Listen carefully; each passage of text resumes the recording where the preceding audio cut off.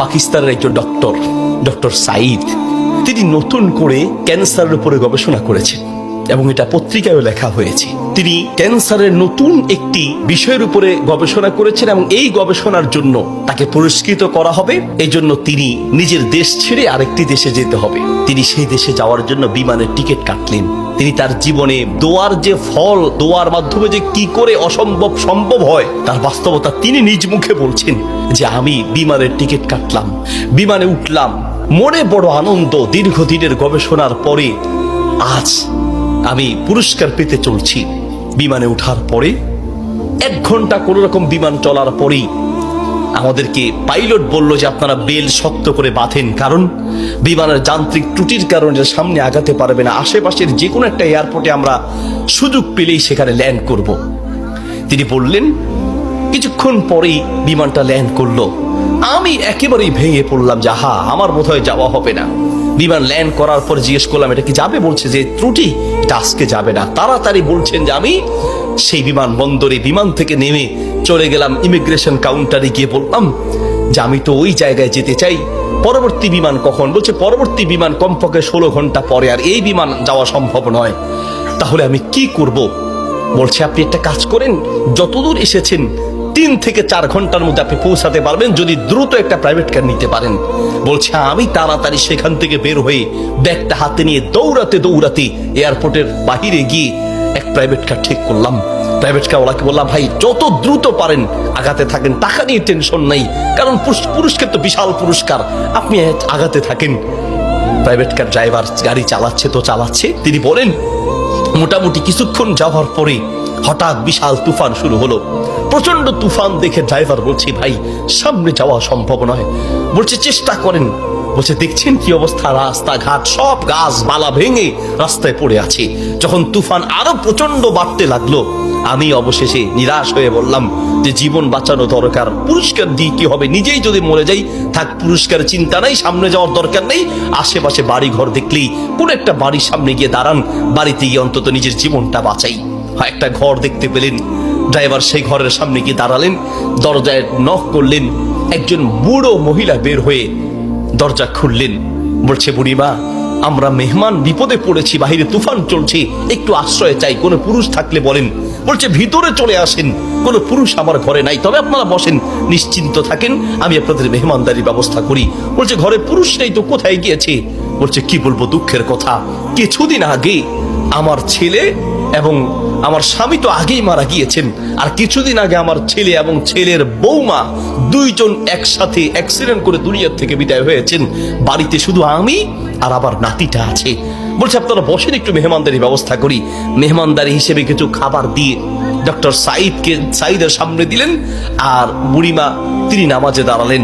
নামাজ শেষের দিকেই তার নাতি হাউমাউ করে চিৎকার করে কান্না শুরু করলেন। প্রথম থেকে কাঁদছেন অল্প আস্তে আস্তে, পরে প্রচন্ড চিৎকার। ডক্টর সাইদ বলেন বুড়িমা আপনি কি করছেন, একটু নাতিটাকে নিয়ে আসেন, এইভাবে কাঁদছে কেন? পরে নাতিটাকে কোলে করে নিয়ে আসলেন। ডক্টর সাইদ জিজ্ঞেস করলেন যে তার চেহারা পুরো নীল হয়ে আছে, তার কারণটা কি, ওর কি রোগ হয়েছে? বলছে ডাক্তার সাহেব কি বলবো দুঃখের কথা, আল্লাহ আমাকে পরীক্ষা করছেন। আমার স্বামী তো অনেক আগেই দুনিয়া থেকে বিদায় হয়েছে, আমার সম্বল ছিল আমার ছেলে, সেই ছেলেটাকে আল্লাহ নিলেন, ছেলের বৌমাকেও নিয়ে গেলেন। আমার এই নাতিটা কোন রকমে আমার কাছে ছিল, তাই সে যায় নাই, এই জন্য অ্যাক্সিডেন্ট করে তারা মারা গিয়েছে, কিন্তু ছেলেটা রয়ে গেল।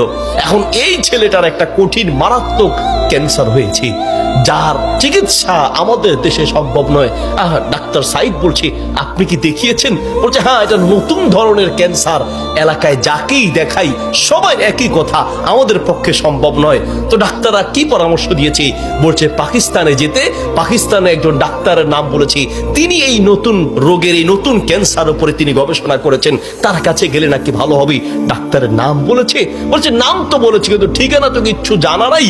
কিন্তু আমার বিশ্বাস, আমি প্রত্যেক নামাজের পরে এবং সেজদায় গিয়ে আল্লাহর কাছে দোয়া করি, কারণ আমার বিশ্বাস মানুষের পক্ষে অসম্ভব হতে পারে, আল্লাহর পক্ষে অসম্ভব বলতে কিচ্ছু নাই। আল্লাহু আকবার। আমি প্রতিদিন নিয়মিত আল্লাহর কাছে দোয়া করি, মালিক আমি তো সেই ডাক্তার হসপিটাল কিচ্ছু চিনি না, আমার পক্ষে চেনা সম্ভব নয়, তার কোনো ঠিকানাও কারো জানা নাই। তিনি নাকি পাকিস্তানের ডাক্তার। বুড়িমা বলেন তো সেই ডাক্তারের নাম কি? বলছে সেই ডাক্তারের নাম নাকি ডক্টর সাইদ, নতুন করে তিনি নাকি এই ক্যান্সার উপরে গবেষণা করেছেন। বলছে বুড়িমা কসম করে বলেন তো ডাক্তার সাইদের সাথেই আপনাকে দেখা করতে বলেছে? মহিলা বলছে ভাই আপনি মেহমান মানুষ, আমি কেন আপনার কাছে মিথ্যা বলতে যাব? ডাক্তার সাইদ তিনি নাকি নতুন করে ক্যান্সার উপরে গবেষণা করেছেন, আপনার বাড়ি কোথায়? ডাক্তার সাইদ বলল বুড়িমা আমি আপনাকে কসম করতে বলেছি এই জন্য যে আমি বড় অবাক হয়েছি, আল্লাহ যে বান্দার দোয়া কিভাবে কবুল করেন, আল্লাহ যে মানুষের দোয়া কিভাবে কবুল করেন, আমি এখন বুঝতে পেরেছি কেন আমার বিমান নষ্ট হয়েছে, আমি এখন বুঝতে পেরেছি কেন আমি প্রাইভেট কারে উঠেছি, আমি এখন বুঝতে পেরেছি কেন তুফান শুরু হয়েছে, আমি এখন বুঝতে পেরেছি লক্ষ লক্ষ বাড়ি ঘর থাকতে কোথাও না গিয়ে আপনার বাড়িতে কেন এসেছি, আমি এখন বুঝতে পেরেছি আল্লাহ বান্দার দোয়া কিভাবে কবুল করে। বুড়িমা আপনি যেই ডাক্তার সাইদের জন্য দোয়া করছেন সেই ডাক্তার সাইদের কাছে পাকিস্তানে যেতে হবে না, টেনে টেনে তাকে আপনার বাড়িতে নিয়ে এসেছেন, আমি ডাক্তার সাইদ আপনার বাড়িতে উপস্থিত আছি। আল্লাহু আকবার। প্রিয় ভাইয়ের আমার, আসা আন তাকরাহু শাইআন ওয়া হুয়া খায়রুল লাকুম ওয়া আসা আন তুহিব্বু শাইআন ওয়া হুয়া শাররুল লাকুম। আল্লাহ বলে বান্দা শোনো, আমরা অনেক সময় দোয়া করতে গিয়ে আমরা অলসতা পেশ করি, অথবা অচেতন হয়ে যাই, অথবা দোয়া করার ক্ষেত্রে আমাদের ইয়াকিন থাকে না। কারণ হুজুর কত দোয়া করছি, কত বলছি আল্লাহর কাছে, কই না হুজুর আল্লাহ তো শুনে নেই, ঠিক না? অনেকের কথা অনেক হুজুর দোয়া করার জন্য বলেন, কত দোয়া করছি হুজুর, তাহাজ্জুদের সময় দোয়া করছি, শেষ রাতে দোয়া করছি, চোখের পানিতে বুক ভাসিয়ে দোয়া করছি, কত চাইছি আল্লাহর কাছে, হুজুর আল্লাহ দেয় নাই। শোনেন আল্লাহ বলেন বান্দা মাঝে মাঝে আমি তুমি চাও আমি দেই না, এই যে আমি দেই নাই হতে পারে আমি এই না দেওয়ার মাঝেই তোমার কল্যাণ আছে। আল্লাহু আকবার। আমরা জানি না, হতে পারে ওই যে আল্লাহ দেয় নাই সেটার মধ্যেই আপনার জন্য কল্যাণ দিয়েছি। এই জন্য দোয়া করবেন, পান বা না পান দোয়া করে যাবেন।